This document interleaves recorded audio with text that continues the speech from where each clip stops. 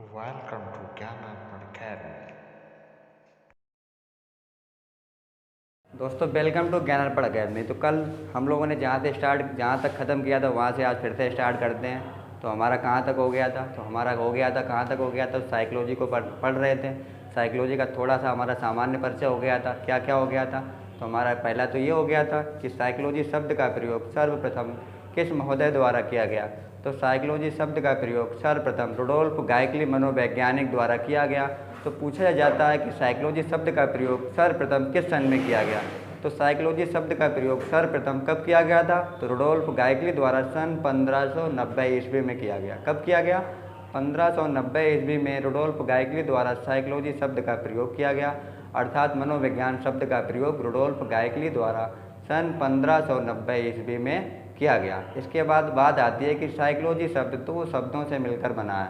वो दो शब्द कौन कौन से थे आपके? तो पहला था आपका साइकी तथा दूसरा शब्द आपका क्या था? लोगस। तथा साइकी और लोगस शब्द से मिलकर बना है। ये शब्द किसके? लैटिन या ग्रीक भाषा के शब्द थे। जहाँ पर साइकी का अर्थ क्या था? आपका आत्मा का था। तथा लोगस का अर्थ आपका क्या था? विज्ञान का या अध्ययन करना। तो साइकी का अर्थ आपका क्या था? आत्मा का। तथा लोगस का आपका अर्थ था क्या? अध्ययन करना या आत्मा का। इसके बाद बात आती है कि मनोविज्ञान शब्द क्या कहलाया? आत्मा का विज्ञान कहलाया। तो सर्वप्रथम आत्मा का विज्ञान कहने वाले मनोवैज्ञानिक कौन हुए? अरस्तु साहब हुए। तो सर्वप्रथम आत्मा का विज्ञान कहने वाले मनोवैज्ञानिक अरस्तु साहब तथा उनका समर्थन करने वाले एक तो उनके शिष्य थे प्लेटो साहब थे। इसके बाद कौन थे? डिकार्टे साहब। तो पूछा जाता है कि आत्मा का मनोविज्ञान समर्थन करने वाले मनोवैज्ञानिक कौन थे?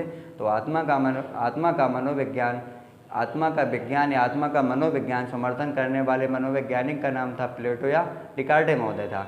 इसके बाद क्या हुआ कि यह परिभाषा अपना पूर्ण अर्थ नहीं दे रही थी। तो यह परिभाषा भी क्या? अमान्य हो जाती है। यह परिभाषा अमान्य हो जाने के बाद 17वीं शताब्दी आती है। और 17वीं शताब्दी में एक मनोवैज्ञानिक आते हैं। उनका नाम क्या था? पोम्पोलॉजी साहब। क्या नाम था? पोम्पोलॉजी साहब था। तो पोम्पोलॉजी साहब क्या करते हैं? मनोविज्ञान को मन या मस्तिष्क का विज्ञान कहते हैं। क्या कहते हैं? मन या मस्तिष्क का विज्ञान कहते हैं। मैं थोड़ा बताया भी था कि आपको ट्रिक बेस से याद रख सकते हैं क्या? 17वीं शताब्दी और पोम्पोलॉजी साहब थे। और पोम्पोलॉजी साहब ने क्या कहा था? मन या मस्तिष्क का विज्ञान कहा था। क्या कहा था? मन या मस्तिष्क का विज्ञान कहा था। इसके बाद क्या हुआ? यह परिभाषा भी अपने में पूर्ण अर्थ नहीं दे रही थी या अपूर्ण अर्थ होने के कारण यह परिभाषा भी अमान्य हो जाती है। इसके बाद इससे आगे हमको आज पढ़ना है। तो इसके आगे पढ़ना आती है क्या? 19वीं शताब्दी आती है। क्या आती है आपकी? 19वीं शताब्दी। अब 19वीं शताब्दी आती है। अब 19वीं शताब्दी में क्या थे? एक तो मनोवैज्ञानिक आपके थे विलियम वुंड। दूसरे मनोवैज्ञानिक का नाम था विलियम जेम्स। तथा तीसरे मनोवैज्ञानिक थे जेम्स अली।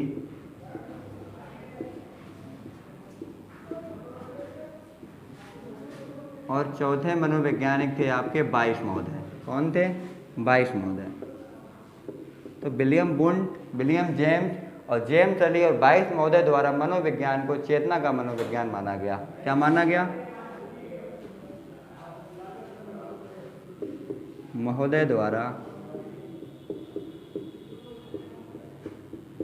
मनोविज्ञान को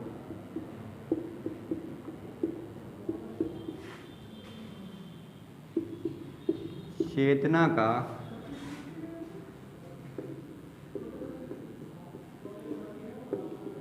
विज्ञान माना गया। तो बात आती है क्या? 19वीं शताब्दी आती है। 19वीं शताब्दी में कौन कौन मनोवैज्ञानिक थे? तो William wound, William James, James Ali और बाइस महोदय द्वारा मनोविज्ञान को चेतना का विज्ञान माना गया। क्या माना गया? मनोविज्ञान को चेतना का विज्ञान माना गया। तथा यह परिभाषा भी पूर्ण अर्थ नहीं दे रही थी। यह परिभाषा भी पूर्ण अर्थ नहीं देने के कारण यह परिभाषा भी क्या हो जाती है? आपकी अमान्य हो जाती है। यह परिभाषा भी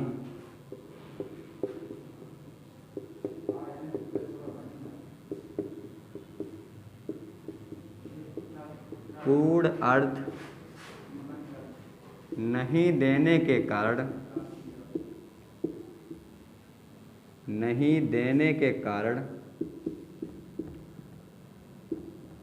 यह परिभाषा भी अमान्य हो जाती है।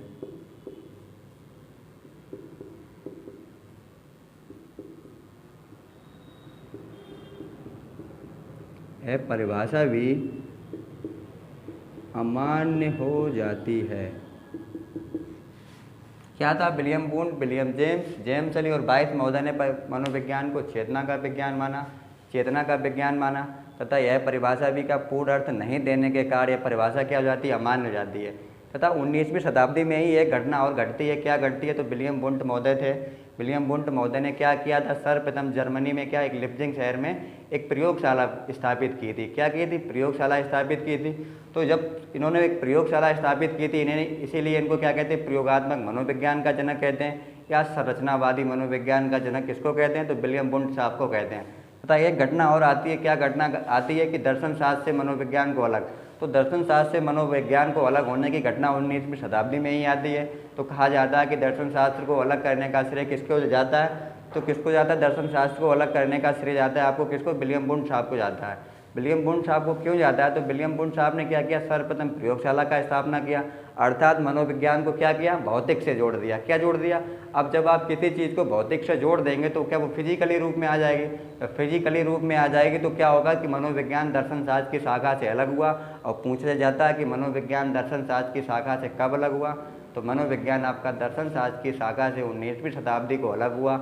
और जब 19वीं शताब्दी को अलग हुआ तो इसका श्रेय किसको जाता है? तो 19वीं शताब्दी से अलग हुआ, इसका श्रेय पूरा किसको जाता है? विलियम वुंड साहब को जाता है, क्योंकि इन्होंने जर्मनी में लिप्जिंग शहर में लिप्जिंग विश्वविद्यालय में एक प्रयोगशाला स्थापित की थी। वर्तमान में उस विश्वविद्यालय का नाम क्या है? कार्ल मार्क्स के नाम से उस विश्वविद्यालय को जाना जाता है। ठीक है, आगे हम देखते हैं। अगर आप लोग चाहें तो इसका स्क्रीनशॉट ले सकते हैं। ठीक है, तो हम आगे देखते हैं 19वीं शताब्दी में ही और क्या क्या घटना घटी। तो 19वीं शताब्दी में क्या हुआ? विलियम वुंड ने 1879 ईस्वी में जर्मनी के लिप्जिंग शहर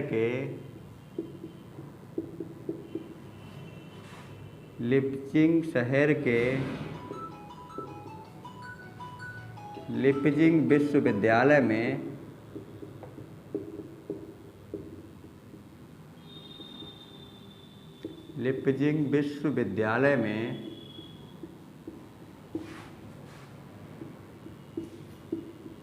प्रथम प्रयोगशाला स्थापित की।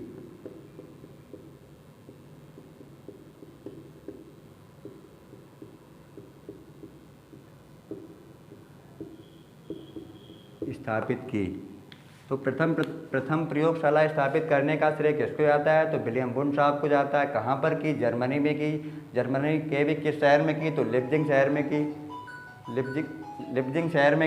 लिप्जिंग शहर के